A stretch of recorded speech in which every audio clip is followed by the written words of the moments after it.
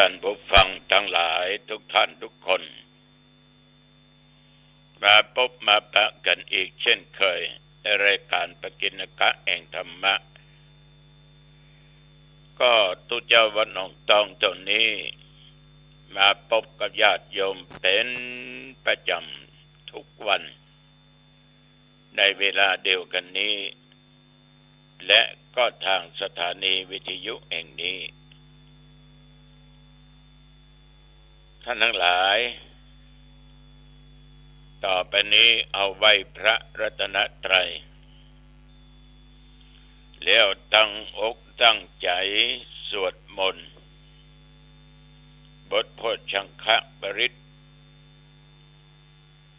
เพื่อถวายเป็นพระพรชัยมงคลแด่สมเด็จพระเจ้าลูกเธอเจ้าฟ้าพัชรกิติยาภาตั้งจิตตั้งใจด้วยสัจธรรมของพระองค์นั้นมีพระสุขภาพพละไมกลับมาดั้งเดิมมีพระชนมายุยิ่งยืนนานได้120 พระพรรษายิ่งขึ้นไปต่อไปนี้เอามาไหว้พระรัตนตรัยนอกแล้วก่อนกล่าวคำนมัสการสวดบทโพชฌังคปริตกันต่อไป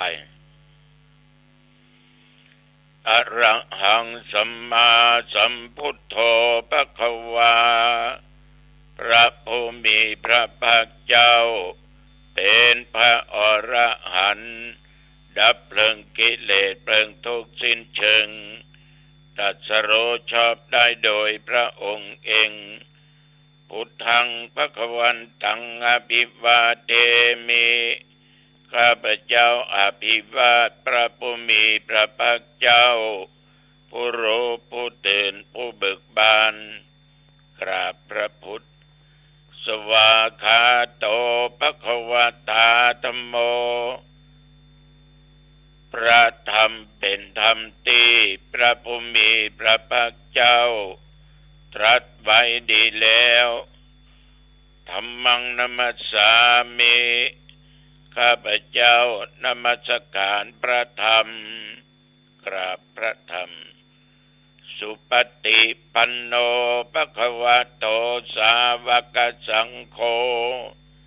พระสงฆ์สาวกของพระผู้มีพระภาคเจ้าปฏิบัติดีแล้วสังฆังนัมมามิข้าพเจ้านอบน้อมพระสงฆ์กราบพระสงฆ์นะโมตัสสะภะคะวะโตขอนอบน้อมแด่พระผู้มีพระภาคเจ้าพระองค์นั้นอะระหะโตซึ่งเป็นผู้ไกลจากกิเลสสัมมาสัมพุทธัสสะตรัสรู้ชอบได้โดยพระองค์เองนะโมตัสสะภะคะวะโตขอนอบน้อมแด่พระผู้มีพระภาคเจ้าพระองค์นั้นอะระหะโตซึ่งเป็นผู้ไกลจากกิเลสสัมมาสัมพุทธัสสะตรัสรู้ชอบได้โดยพระองค์เองนะโมตัสสะภะคะวะโตขอนอบน้อมแด่พระผู้มีพระภาคเจ้าพระองค์นั้นอะระหะโตซึ่งเป็นผู้ไกลจากกิเลสสัมมาสัมพุทธัสสะตรัสรู้ชอบได้โดยพระองค์เอง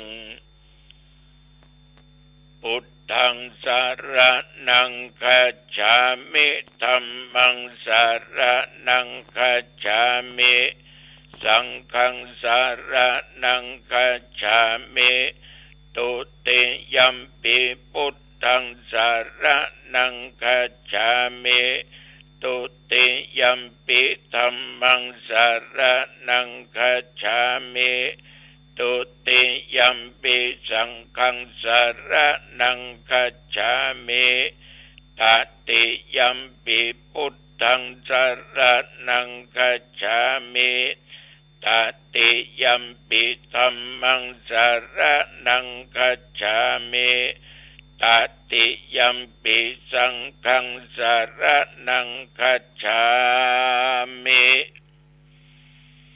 ยะโตอังภาเกเนอะเลญาญะชาติยาชาโตนาเปจานาเมสันเจจาปานังชีวิตาวโรเปตาเทนะสัจเจนะโสติเตโอโตโสติขัพพชาโพชังโคสติสังฆาโตธัมมานังวิจโยตถาวิริยัมปิติปัสสติโพชังคาจะตถาปะเร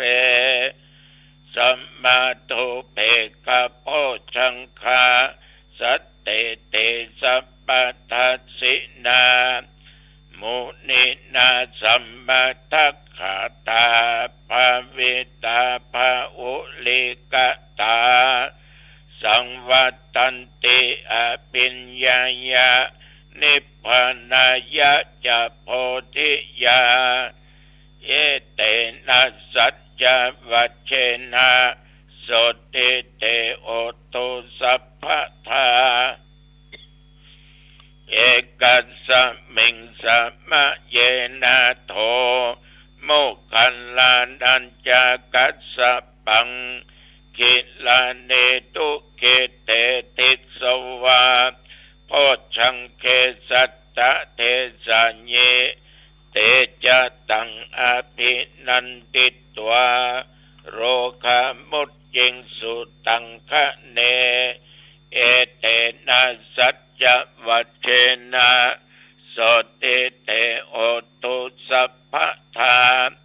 เอกทาธัมมราชาปิเกลัญเยนะปิปิริโตจุนดาเถเดนะตัญเยวะภนาเปตวานาสัทธลังสัมโมติตวาจะอาภาธาธัมมาวุธาสิธานะโสเอเตนะสัจจวัชเชนะโสติเตโอตุสัพพทาปะเยนะติจะอาภาธาตินันนัมปิมะเยสินังมัคคะอัตตะกิเลสาวะปัตตานุปติธัมมะตังเอเตนะสัจจวัชเชนะโสติเตโอตุสัพพทาภวตุสัพพมังคะลังรักขันตุสัพพเทวตาสัพพพุทธานุภาเวนะสัทธาโสติภวันตุเตภวตุสัพพมังคะลังรักขันตุสัพพเทวตาสัพพธัมมานุภาเวนะสัทธาโสติภวันตุเตภวตุสัพพมังคะลังรักขันตุสัพพเทวตาสัพพสังฆานุภาเวนะสัทธาโสติภวันตุเต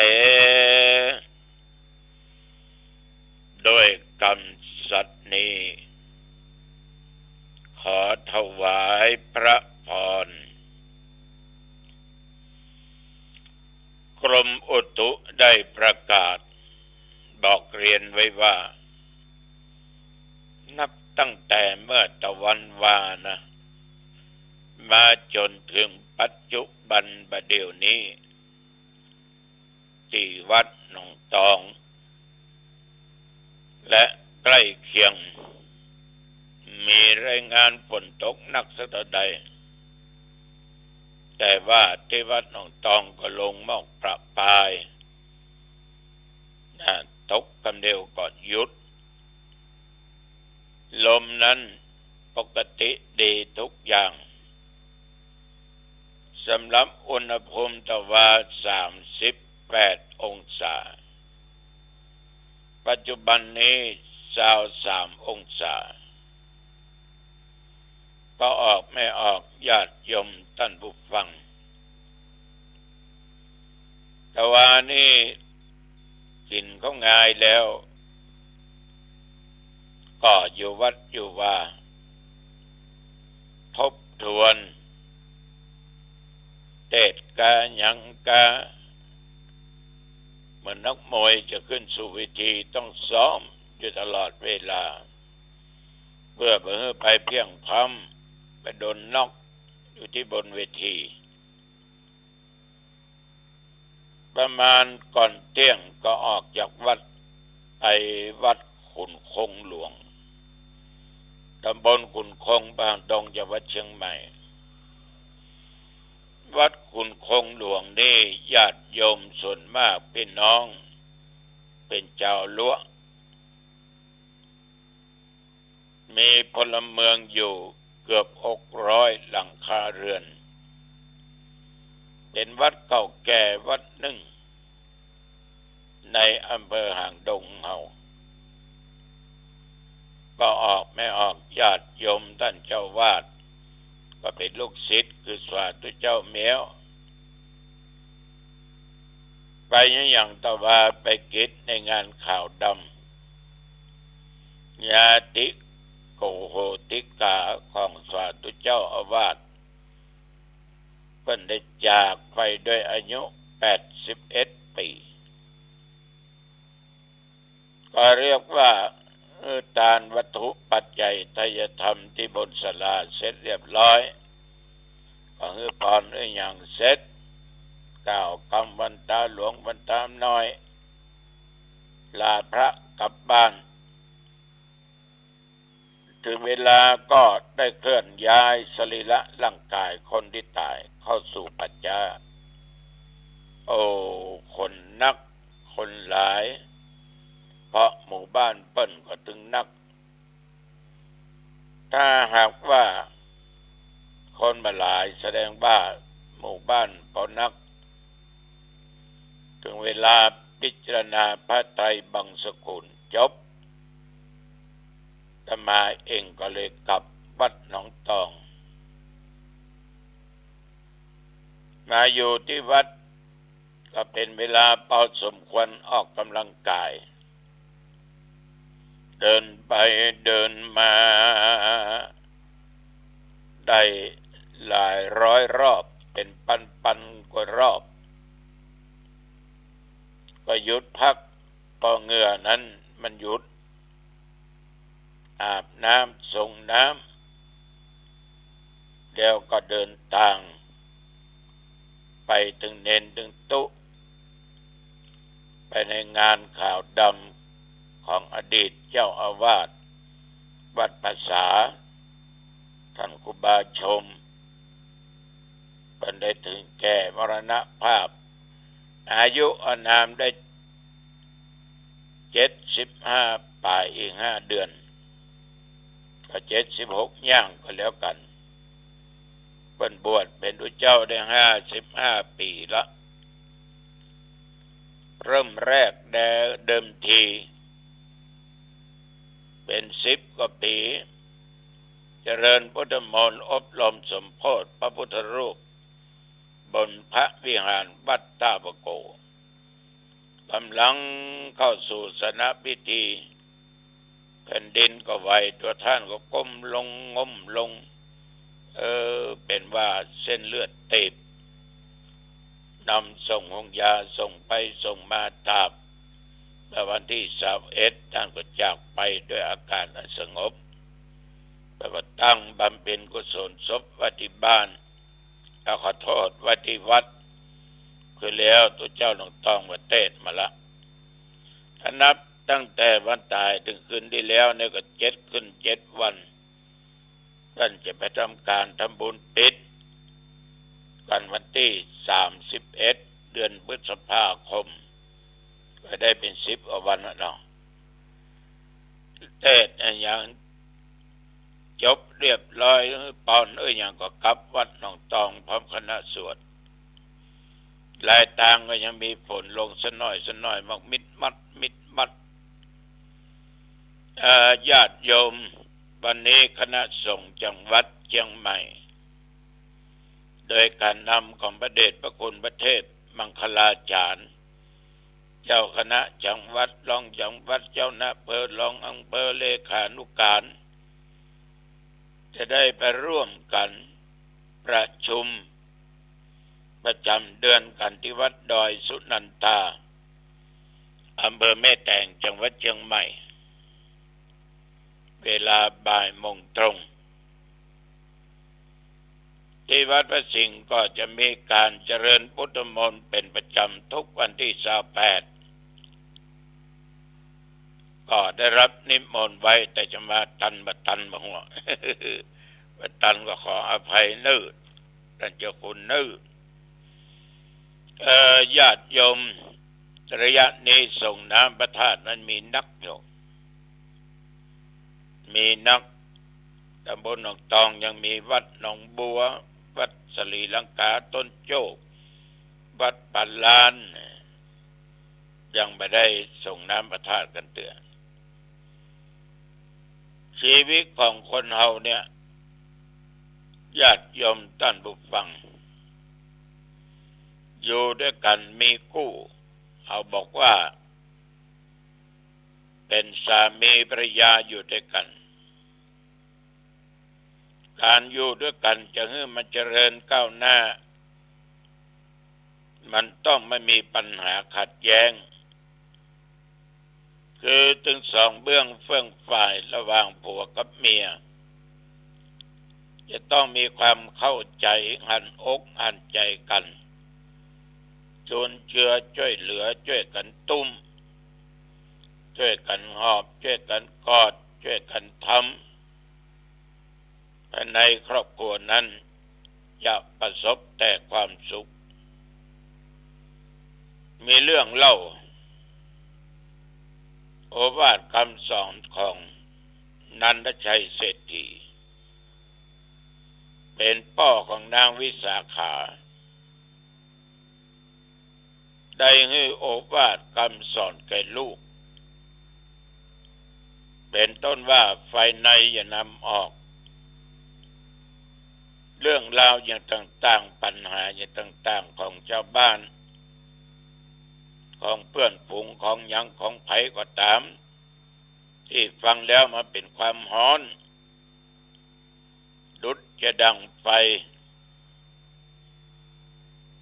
ญาติโยมทั้งหลายปัญหาต่างๆที่เกิดกับเอาภายในครอบครัวอันนี้ก็พอดีควรออกไปเผยแพร่คือแก่คนภายนอกได้ฟังบางคนนี่อย่างไม่ได้ครอบครัวผู้เปิ่นฟังหมดลูกเป็นอย่างอันเมียเป็นอย่างอีพ่อมันสมัยพอดีอย่างอันอย่างอีกูอย่างใกล้ข้าอย่างเบื่อข้าวสารมีกอกหม้อก็เล่าเปิ่นฟังยังมีกินก็เล่าเพิ่นฟังญาติโยมใช่ว่าเล่าปุ๊บก็จะมาช่วยปั๊บมันใจฉะนั้นบัดนี้นำเอาไฟทางในเนี่ยออกไปบอกคนทางนอกแล้วบัดนี้นำเอาไฟนอกเข้ามาทางในสิ่งบัดนี้ต่างๆที่พี่น้องชาวบ้านเปิ้นหูปัญหาเรื่องราวต่างๆนั้นมันก็ฮ้อนเหมือนกับไฟอย่าได้นำเข้ามาเผาผลาญครอบครัวของตัวเองบางคนเอาเรื่องข้างนอกมาไปเปรียบเทียบอย่างอันอย่างนี้เกิดความขัดแย้งขึ้นระหว่างผัวกับเมียไฟมันติดเชื้อแล้วเอาเข้าระงับมาได้ขาดสติตีกันบุกกันแทงกัน ยิงกันตายตัวหูก็คอตกทำอย่างขาดสติบ่ได้อย่างที่ไปลงข่าวเนาะนั่งกงเหล้าเด็กกันยะขวาฆ่างัวจะกินจิ้นงัวปิ้งงัวลาบขาดของแก้มคือเหล้าใจกันไปซื้อเหล้า